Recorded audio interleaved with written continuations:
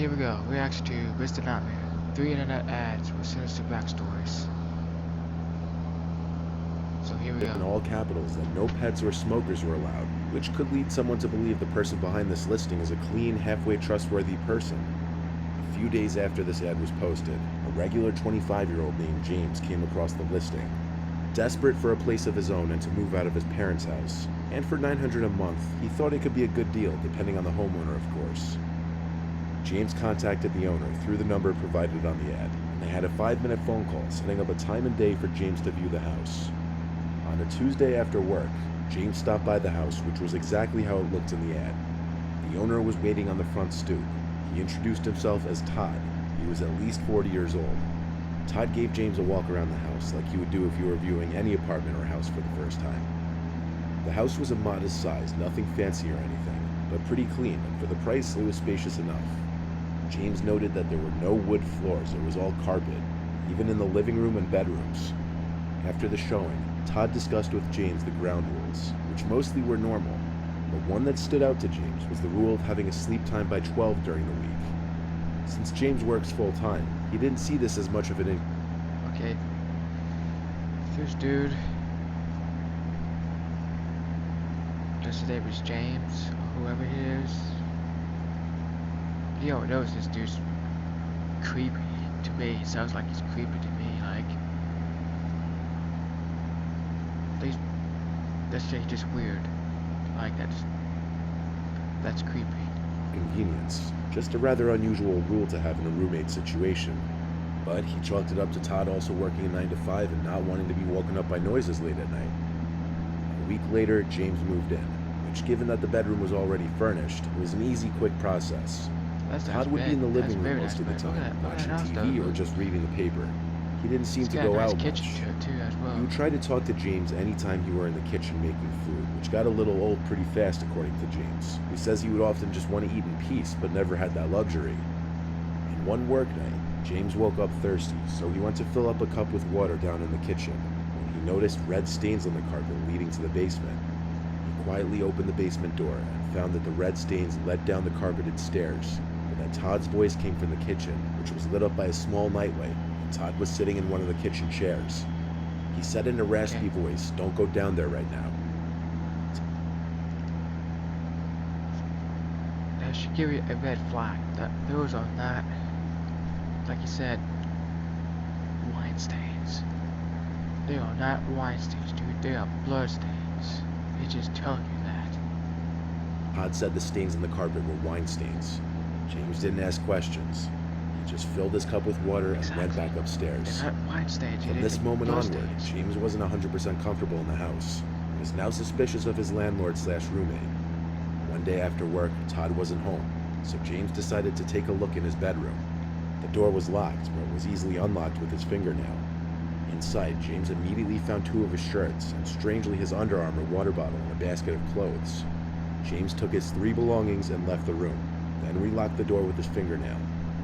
He planned on taking a personal day from work and evacuating the place early the next day without mentioning anything.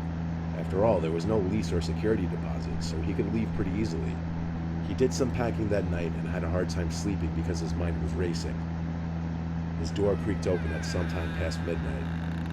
Since he was laying on his back, he simply opened his eyes to see Todd standing at the doorway, the dim light from the hallway nightlight. Okay. Right there. That's creepy. Standing by your door. That's creepy.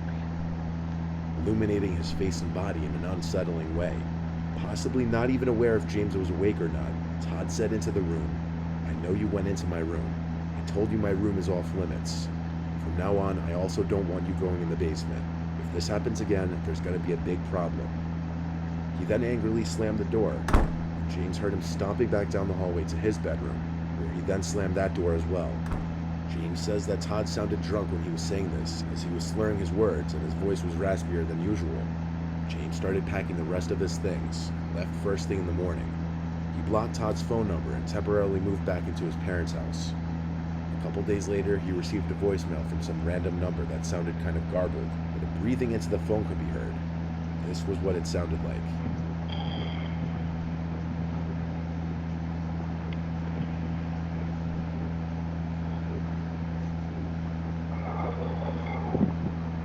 James says he's confident that the stains on the carpets weren't wine, they looked more like blood stains. Whether this Todd guy was hiding something or not will remain a mystery. This next ad was a lot more sinister and dark on the surface. March 9th, 2001, in the early days of the internet, there existed a forum called Cannibal Cafe, a defunct forum for people with a cannibalism fetish. This is where Armin Maiwas posted his gruesome, barbaric request that looked like this. It was titled, "Wanted a Battle Boy. Are you between 18 and 25 years old, normal and healthy? Is it your desire to put an end to your life? But if you want something more sensible, then come to me. I'll slaughter you and use your body in delicious steaks and schnitzel. Interested? Then please apply with indication of age, height, and weight, and preferably with a photo." It was signed Frankie, a fake name that Armin was using. This may remind some of you about a similar Craigslist ad that I included in a video years ago, asking for volunteers to basically donate their bodies for cannibalistic desires. The only difference is that it's a known fact that this ad had a victim, 43-year-old Bernd Brandes. Brandes stumbled across the ad and reached out to Armin, and they later met at his house. Armin was caught weeks after he and Brandes had met, after putting out an advertisement for a second victim, which was reported by an Austrian student. Armin was arrested. He confessed to being a cannibal and having chopped Brandes up and eaten him. He said it was something he had wanted to do for a long time. He said to the court on the first day of his trial for murder, "I always had the fantasy, and in the end I fulfilled it." When this went public, everybody who knew Armin was shocked, as he was known as a very polite and likable man. To the family next door, he seemed to be the perfect neighbor. He mowed their lawn, repaired their car, and even invited them around for dinner. Armin had a unique defense in his trial, that his victim actually agreed to be killed and eaten. Though this defense didn't work very well, as he was sentenced to life in prison for the murder of Bernd Brandes. Mein Name ist Armin Maiwas. Ich habe einen Mann auf dessen Wunsch hin getötet, geschlachtet und gegessen. However, to the dismay and shock of many, Armin is allowed out of prison to go on walks. He's given sunglasses and a cap so that he isn't recognized, and he's taken to towns in different federal states for security reasons, where he walks freely with 2 officers accompanying him from behind. This fall, discover the power of Motor Trend's Truck of the Year. 3 Sorry, years guys, in a there was row, an ad the there. Ram Sorry, 1500. Not My so bad, shockingly sorry. for this third and last was one, not we're the going back to Craigslist. This was the ad posted to the child care section in Millersburg, Ohio in July of 2021. It read as follows, titled "Infant Care Available, Millersburg Area." The body read, "Responsible child care provider available, with 7+ years of experience caring for infants/toddler age children.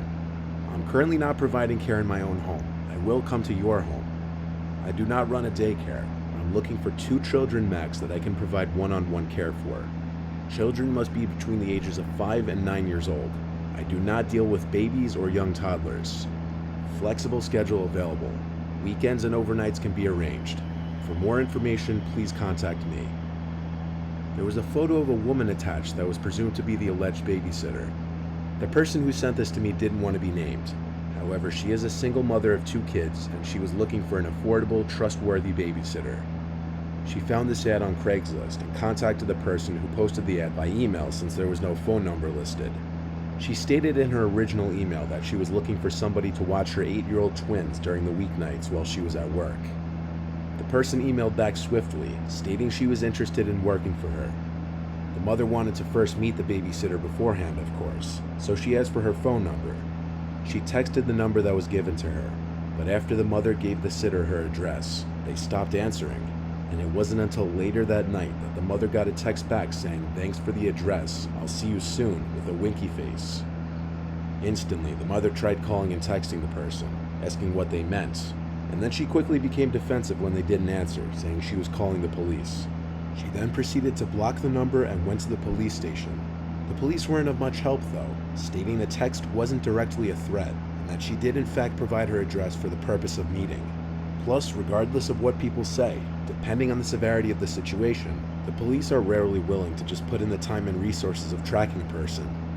The mother left the station feeling as though she had wasted her time. It wasn't until a week later that she woke up to 4 missed calls from a random number with an unfamiliar area code, along with text that said the following: "I didn't mean to scare you. I really want to watch your kids. Please answer my texts. I'm gonna pay a visit later. Please answer. Not knowing what to do and not feeling confident in going back to the police, she texted back, I'm not interested, thank you. Please leave me alone. She went ahead and blocked this number too. The mother had the kids sleep in her room that night just to be safe. Around 10 p.m., the doorbell rang. The mother knew it was undoubtedly the person behind that ad who had been harassing her. She quickly rushed to turn off her bedroom light. There was a knocking at the window, and a muffled woman's voice on the other side yelling in to open the window.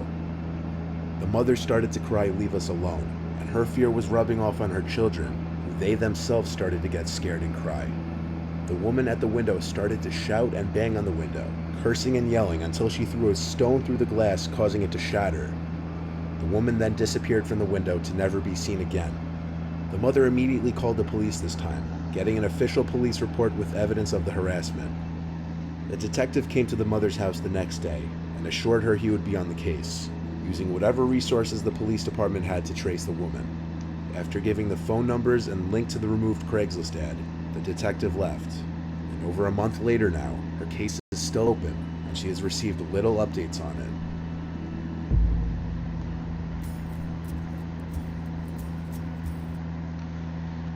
And there you have it. Here's to that. 3 internet ads with sinister backstories. So if you like this reaction video, hit the like, subscribe to my channel. If you want me to do more of these reaction videos, sorry about the ad in this video. I wasn't expecting that. So if you watch that part, don't pay attention to it. If you like this video, smash that like button and subscribe if you want me to do more of these reaction videos. And see you guys next reaction video.